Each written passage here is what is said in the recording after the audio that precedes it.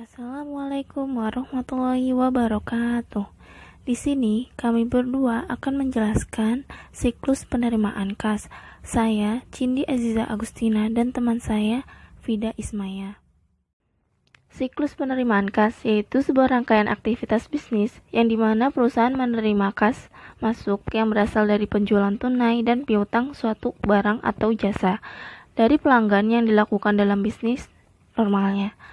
Adapun sumber utama dari penerimaan kas tersebut, kas dari penjualan tunai, kas dari piutang usaha, kas dari retur penjualan. Siklus penerimaan kas dari penjualan tunai yaitu sebuah rangkaian aktivitas bisnis yang dimana perusahaan menerima kas masuk yang berasal dari penjualan tunai yang dilakukan dalam bisnis normalnya. Dalam hal ini, sumber penerimaan kas yang dimiliki oleh perusahaan berasal dari penjualan tunai, di mana pelanggan membayar dengan cash dan tidak melakukan pembelian kredit. Dari hal tersebut, perusahaan mewajibkan pembeli melakukan pembayaran dengan harga barang terlebih dahulu sebelum barang diserahkan oleh perusahaan penjual kepada pembeli. Adapun prosedur penerimaan kas dari penjualan tunai terbagi menjadi 3 macam. Yang pertama, prosedur penerimaan kas dari over the counter sales, yang mana pembeli datang ke perusahaan melakukan pemilihan barang yang akan dibeli, kemudian membayar ke kasir. Dalam prosedur ini, perusahaan menerima uang tunai, cek pribadi, atau pembayaran langsung dari pembeli dengan kredit card sebelum barang diserahkan. Yang kedua, prosedur penerimaan kas dari Cash on Delivery Sales atau COD Sales. Pada prosedur ini, dalam transaksi penjualan melibatkan kantor pos, perusahaan angkutan umum, atau angkutan sendiri dalam penyerahan dan penerimaan kas dari hasil penjualan. Kemudian yang ketiga, prosedur penerimaan kas dari Credit Card Sales adalah salah satu cara pembayaran bagi pembeli dan sarana penagihan bagi penjual yang memberikan kemudahan baik bagi pembeli maupun bagi penjual. Fungsi yang terkait pada penerimaan kas dari penjualan tunai. Yang pertama, fungsi penjualan. Fungsi ini bertanggung jawab untuk menerima order dari pembeli, mengisi faktur penjualan tunai, dan menyerahkan faktur tersebut kepada pembeli untuk kepentingan pembayaran harga barang ke fungsi kas. Yang kedua, fungsi kas. Fungsi ini bertanggung jawab atas penerimaan kas dari pembeli. Yang ketiga, fungsi gudang. Fungsi ini bertanggung jawab untuk menyiapkan barang yang dipesan pembeli serta menyerahkan barang tersebut ke fungsi pengiriman. Kemudian fungsi yang keempat, fungsi pengiriman. Fungsi ini bertanggung jawab untuk membungkus barang dan menyerahkan barang yang telah dibayar kepada pembeli. Yang kelima, fungsi akuntansi. Fungsi ini bertanggung jawab untuk sebagai pencatat transaksi penjualan dan penerimaan kas dan membuat laporan penjualan. Adapun dokumen yang digunakan yaitu faktur penjualan tunai, pita register kas, credit card sales slip, bill of lading, faktur penjualan COD, bukti store bank, dan rekap beban pokok penjualan. Berikut ini job description dari masing-masing entitas. Yang pertama, pelanggan, yang mana customer atau pembeli melakukan pembelian produk perusahaan dan melakukan pembayaran secara tunai atau cash ke kasir. Kedua, kasir, menerima pembayaran tunai dari pelanggan dalam bentuk uang tunai, lalu membuat laporan penerimaan kas yang kemudian dikirimkan ke bagian keuangan. Ketiga, bagian keuangan, menerima laporan penerimaan kas dari kasir, kemudian membuat laporan penjualan tunai rangkap 2, yaitu lembar ke-1 dikirimkan ke pimpinan sebagai laporan bukti penjualan, lalu lembar kedua disimpan sebagai arsip. Keempat, pimpinan menerima laporan penjualan tunai dari bagian keuangan. Selanjutnya akan ditampilkan flowchart penerimaan kas dari penjualan tunai.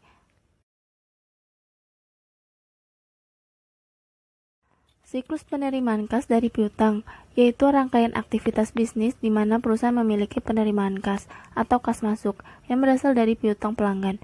Dalam hal ini, perusahaan memiliki sejumlah besar piutang pelanggan yang nantinya saat jatuh tempo dilakukan penagihan. Apabila pelanggan membayar piutang pada saat lebih dari jatuh tempo, maka perusahaan dapat menetapkan beban bunga yang harus dibayarkan oleh pelanggan sejumlah ketetapan perusahaan. Namun, jika pelanggan membayar utangnya sebelum waktu jatuh tempo, maka pelanggan dapat memperoleh potongan sesuai ketetapan perusahaan. Berikut ini dokumen yang dibutuhkan. Pertama, faktur. Berisi tentang surat penagihan piutang yang ditujukan pada pelanggan yang memiliki utang pada perusahaan dan dikirimkan saat jatuh tempo. Kedua, skedul umur piutang atau SUP, berisi tentang jadwal dari tanggal jatuh tempo piutang yang wajib dipenuhi oleh pelanggan. Ketiga, surat tagihan piutang atau STP, berisi tentang peringatan kepada pelanggan untuk segera memenuhi kewajiban atau utangnya yang telah jatuh tempo. Keempat, faktur lunas, berisi tentang surat yang menyatakan bahwa pelanggan telah memenuhi kewajiban atau utangnya kepada perusahaan, dan pemenuhan kewajiban tersebut sudah benar-benar diterima oleh bagian piutang atau perusahaan. Kelima, laporan penerimaan kas dari piutang atau LPKP, berisi tentang laporan pertanggungjawaban yang dibuat oleh bagian piutang yang menyatakan bahwa terdapat penerimaan kas yang diterima bagian piutang atas piutang, dan laporan tersebut ditujukan ke pimpinan. Prosedur penerimaan kas dari piutang. Pertama, kasir mengirimkan faktur ke bagian piutang, kemudian bagian piutang melakukan pengecekan jatuh tempo piutang berdasarkan faktur yang sudah diterimanya. Kedua, apabila jatuh tempo sudah dicek, maka bagian piutang mencatat waktu jatuh tempo tersebut pada skedul umur piutang atau SUP. Ketiga, jika sudah berdasarkan SUP, bagian piutang membuat surat tagihan piutang atau STP, dan STP dikirimkan ke pelanggan. Keempat, pelanggan menerima STP dan melakukan pembayaran pada saat jatuh tempo, pembayaran dikirimkan ke bagian piutang. Kelima, kemudian bagian piutang menerima pembayaran dari pelanggan dan membuat faktur lunas rangkap 2. Lembar 1 dikirimkan ke pelanggan, lembar 2 disimpan sebagai arsip. Adapun job description dari masing-masing entitas. Pertama, pelanggan menerima SPT dari bagian piutang, melakukan pembayaran ke bagian piutang, menerima faktur lunas lembar 1 dari bagian piutang. Kedua, kasir mengirimkan faktur ke bagian piutang. Ketiga, bagian piutang menerima faktur dari kasir, melakukan pengecekan jatuh tempo dan dicatat pada schedule umur piutang atau SUP, melakukan surat tagihan piutang atau STP yang dikirimkan ke pelanggan, menerima pembayaran dari pelanggan, membuat faktur lunas rangkap 2, membuat laporan penerimaan kas dari piutang rangkap 2. Keempat, bagian keuangan, menerima laporan penerimaan kas dari piutang atau LPKP. Berikut ini flowchart siklus penerimaan kas dari piutang. Siklus penerimaan kas dari retur penjualan, yaitu rangkaian aktivitas bisnis di mana perusahaan memiliki penerimaan kas atau kas masuk yang berasal dari retur penjualan, atau biasanya untuk produk-produk yang mengalami kerusakan. Entitas ini yang paling utama dalam siklus ini yaitu pelanggan. Dokumen yang diperlukan yaitu yang pertama memo debit, 2 memo kredit, 3 laporan penerimaan barang atau LPB, 4. Catatan penerimaan barang atau CPB, 5. Catatan pengurangan piutang atau CPP, 6. Kartu persediaan, 7. Jurnal perubahan piutang. Berikut ini job description dari masing-masing entitas. Pertama, bagian penjualan menerima pemberitahuan retur berupa memo debit dan barang yang diretur, membuat memo kredit rangkap 2, lembar 1 dikirimkan ke bagian penerimaan barang, lembar 2 dikirimkan ke bagian piutang. Kedua, bagian penerima barang menerima memo kredit lembar 1 dari bagian penjualan, menerima barang retur dari bagian pelanggan dan melakukan pemeriksaan barang yang diterima, membuat laporan penerimaan barang atau LPB 2 lembar. Lembar 1 dikirimkan ke bagian piutang, lembar kedua dikirimkan ke bagian gudang beserta barang yang bersangkutan. Ketiga, bagian gudang menerima laporan penerimaan barang lembar kedua dari bagian penerimaan barang, mencatat masuknya barang pada catatan penerima barang atau CBB dan catatan tersebut diarsip.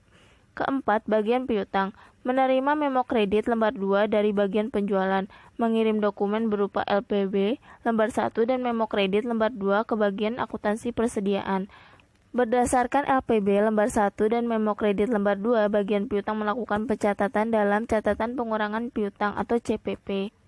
Kelima, bagian akuntansi persediaan menerima LPB lembar 1 dan memo kredit lembar 2 dari bagian piutang, mencatat kedua dokumen tersebut di kartu persediaan dan kartu persediaan tersebut diarsip. Keenam, bagian keuangan menerima LPB lembar 1 dan memo kredit lembar 2 dari bagian akuntansi persediaan, mengarsipkan LPB lembar 1 dan memo kredit lembar 2, mencatat jurnal perubahan piutang dalam jurnal perubahan piutang. Berikut ini flowchart siklus penerimaan kas dari retur penjualan. Berikut ini gambaran dari transaksi siklus penerimaan.